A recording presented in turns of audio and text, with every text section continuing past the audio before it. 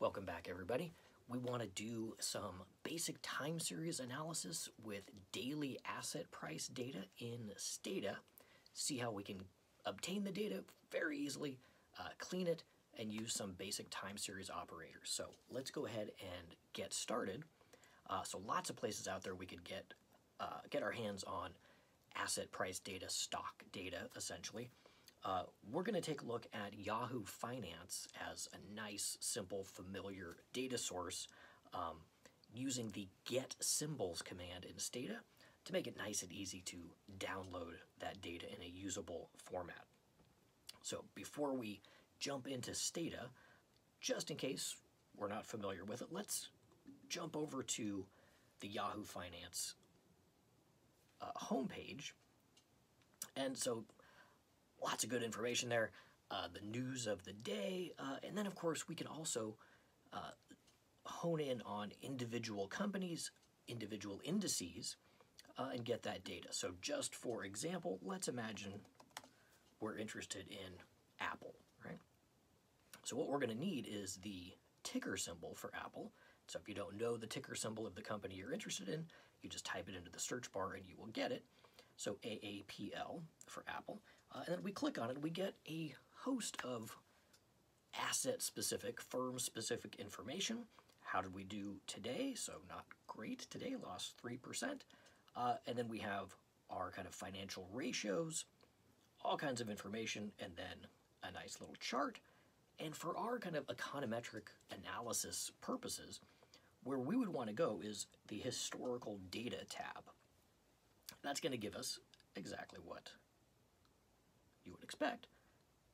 The daily market outcome for the stock in question off into the past. So I'm looking at it here, June 26, 2020, and then on down. So all these daily observations. And the basic information that we would get, it's basically the daily performance. So at what price did each share open, what was the high of the day, the low of the day, the close, and then the adjusted close. That's usually what we're going to want to use. That's adjusted over time for things like splits and dividend payments to give you a more realistic measure of return on investment. And then the volume, the number of shares bought and sold on that given day. So you might think, well, okay, we're going to have to click download, and that's going to put it into a CSV or an Excel file, and then I'll have to put that into Stata. We're not going to have to worry about that. So that's the next phase. Just real quick, the other things that we're going to want to have at our disposal once we start to do the analysis is individual stocks and indices. So something to play the role of a market return eventually when we get to a capital asset pricing model stage. And the go-to there is going to be the S&P 500. So again, if you don't know the Yahoo ticker symbol, we could just put in S&P 500, so it's the little caret, GSPC. You might want the Dow Jones as well, and that's the caret DJI. Okay, so now let's go back into Stata. Now that we know what we want the AAPL, the S&P, and the Dow Jones. Once we get into Stata, we're going to use this Getsymbols command. So if you don't already know about this, you haven't installed it, it's not part of the basic Stata package. So we're going to have to type in ssc install Getsymbols. I already have it installed. It'll take a second to verify that. Now we're off and ready to go. So whenever you're kind of using a command like this for the first time, what I would probably recommend is just the help menu, right? Not every command has a detailed documentation in Stata.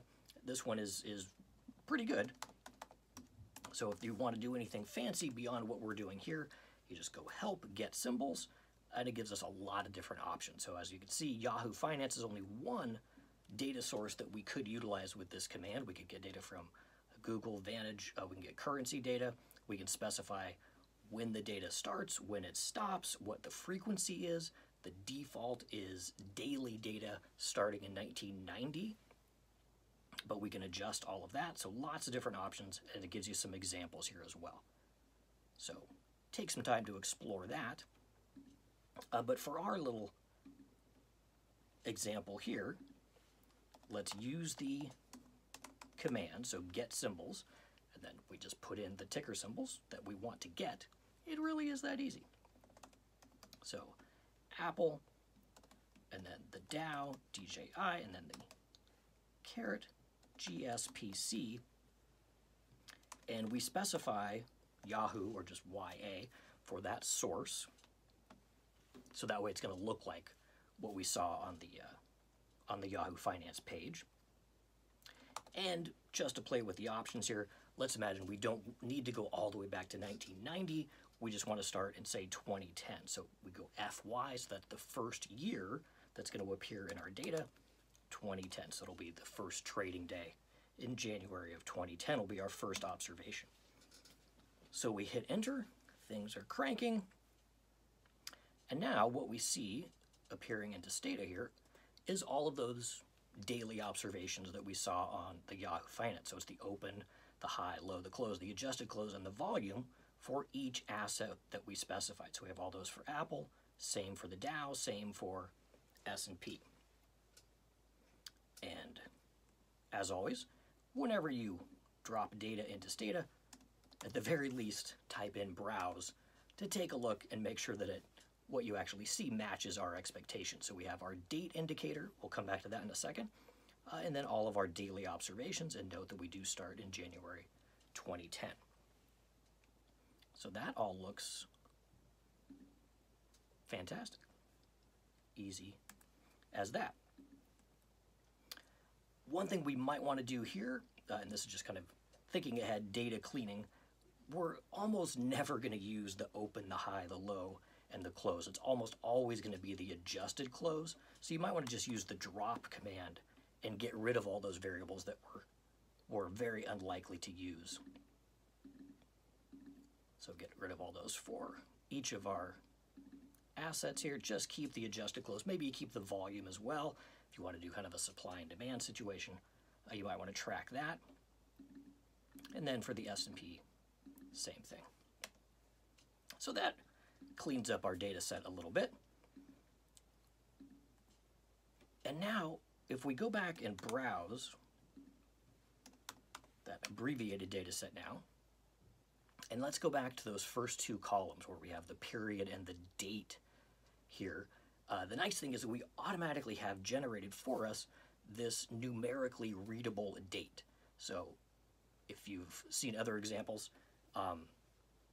when you see observations like date observations in Stata that are in red font, well, we can see what the date is, but it's not numerically readable by Stata. Here, because it's in black font, that tells us, aha, this is already being read as a numerical value.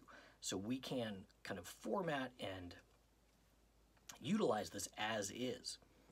So we could do something like this. We could just go ts set date in, and then we can do a time series line graph, say for, let's take a look at the S&P, the adjusted close of the S&P over time, and we'll have the date on that horizontal axis, just like you'd expect, and then the value of the index here. We had quite a run. 2020 has been a little rough, but that would be a perfectly suitable, at least starting point for a formatted time series line graph. So all good to go.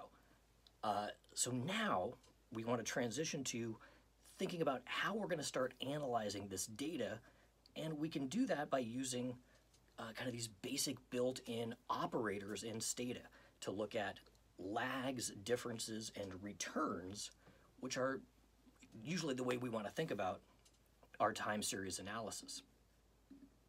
Okay.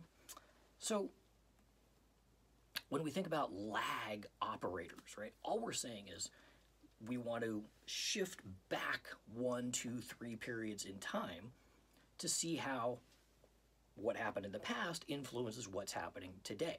That's how we would include it in a time series regression. Lots of different ways and uses for that lag operation. So we can really think of it as a mathematical operator. When you apply the lag operator to a variable, you shift it back one period. So here, when we refer to x at t minus 1, that's one period in the past. The operator would be applied once, L dot x. We apply the lag operator twice, L2 dot x, or we apply the lag operator to the lag, we would get x 2 periods in the past, t minus 2. You apply it p times, you get the t minus p, or p periods in the past, observation. And Stata has that exact same kind of notation for its lag operator. So we could do something like this, generate the lag of Apple, the adjusted close of Apple, and we would simply say L dot, and then the name of the variable that we want to lag, so adjusted close underscore APL.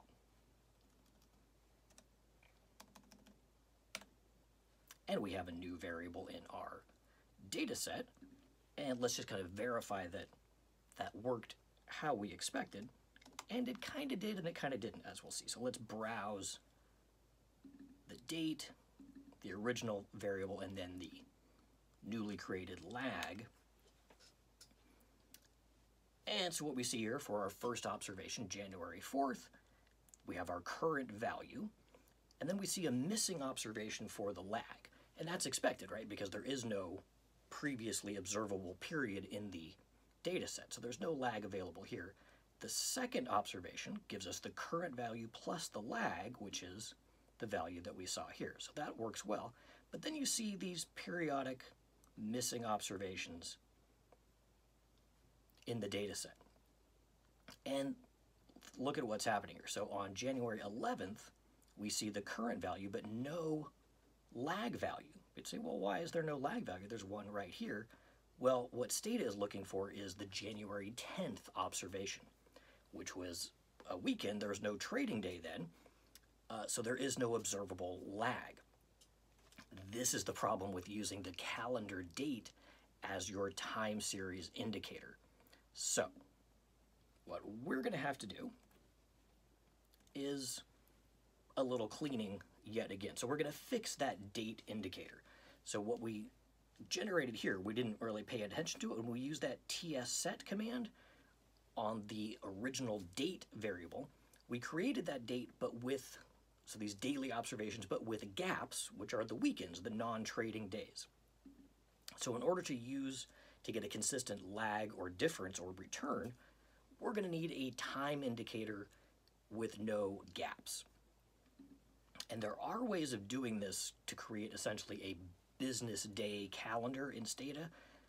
I would recommend not doing that. It's just kind of too much trouble. So when you want to create a graph and show the dates on the horizontal axis, use that numerical date that we see.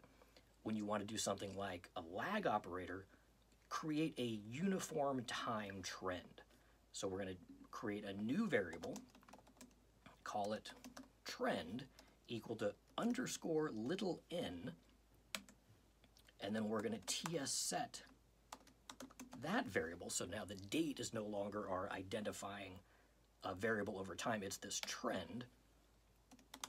And if we browse yet again the newly created variable, it's just the sequence 1 to big T, the sample size, which in our case is quite large.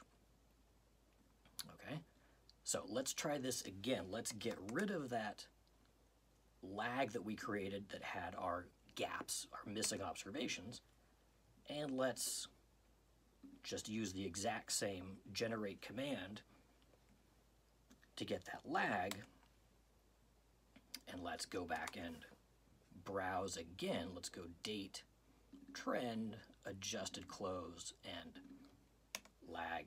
And now what we see, say on January 11th, the 1 period lag is where the market left off on the previous Friday, right? So we're just skipping the weekends. So no missing observations, and we are now good to go. But the lesson is mostly pay attention when you're creating new variables. Always go back and browse and take a look and see if there are any issues.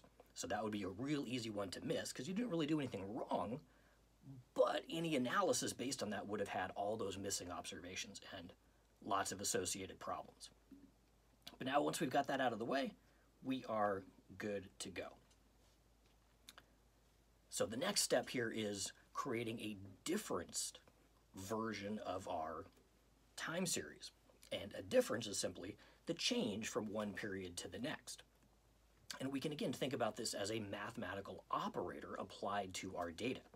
So the first difference, called d dot x, is the change from t minus 1 to t, last period to this period, yesterday to today.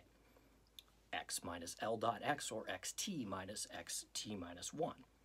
And we could go higher dimensions, right? So we could do a second or a third difference. Not that common that you see that, but a second difference definitely does show up. And a second difference is not t minus 2 to time t, it's the change in the difference, right? So we apply that difference operator twice, you're applying the difference to the difference. So that's what it's going to look like, xt minus xt minus 1 minus the difference between t minus 2 to t minus 1.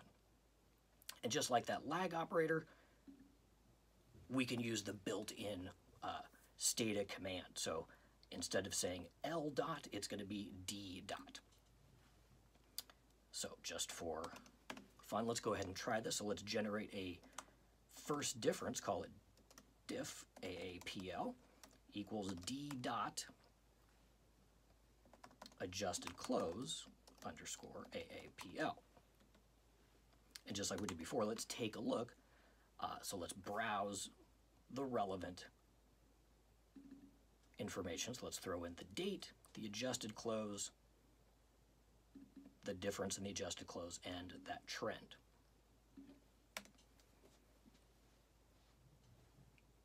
So here's the difference between period 1 and period 2. We go from 26.46 to 26.41. It goes up by 0.045.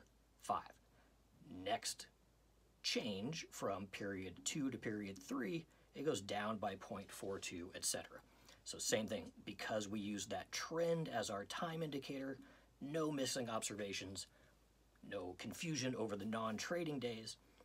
So again, we are all set. And just for fun, if we do the TS line on that difference, again, what we're seeing here is kind of the magnitude of the daily changes.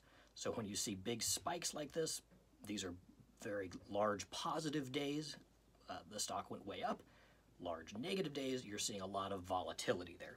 The other thing is, because we changed our time indicator from the date to the trend, now the graph is not so useful, right? So if you wanted to show this plot in a paper, you would go back and switch from the trend back to the date and redo that TS set command so the dates would show up on the horizontal axis. One other thing real quick is when I put these commands in, I'm always using the uppercase, so the L dot, the D dot. You don't have to do that. The reason I do that is mostly because of the L dot, the lowercase L in the Courier New font that Stata uses looks exactly like the number 1. So the first time you go through this, it's real easy to get confused, like, why are we doing 1 dot? No, it's always an L. If you always do it uppercase, you'll never get confused on that. Okay, one last thing. To go from differences to returns, it's going to be a simple adjustment here. So the return on a stock is simply the percentage change from one period to the next. And the notation we might use is something like this. So R sub IT is the return on asset I at time t, or the percentage change from t minus 1 to t, which we would calculate as the change, the difference in price, divided by the lag. So we'll go from period t minus 1 to period t divided by what it was last period at t minus 1. And we know how to do all that in Stata command. So it's the difference over the lag will give us our return. And that's usually what we're going to use in our analysis. So here, if we wanted to generate the return on Apple, it's going to be the percentage change in the adjusted close. So it's going to be the D dot adjusted close divided by L dot adjusted close. And let's take a look at that with the TS line. It's going to look a lot like the differences.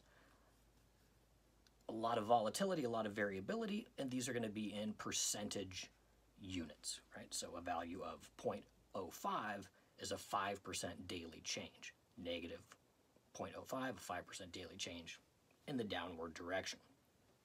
So now you're ready to go. So the next phase is going to be creating returns in the indices and start doing kind of a simple, naive capital asset pricing model regression.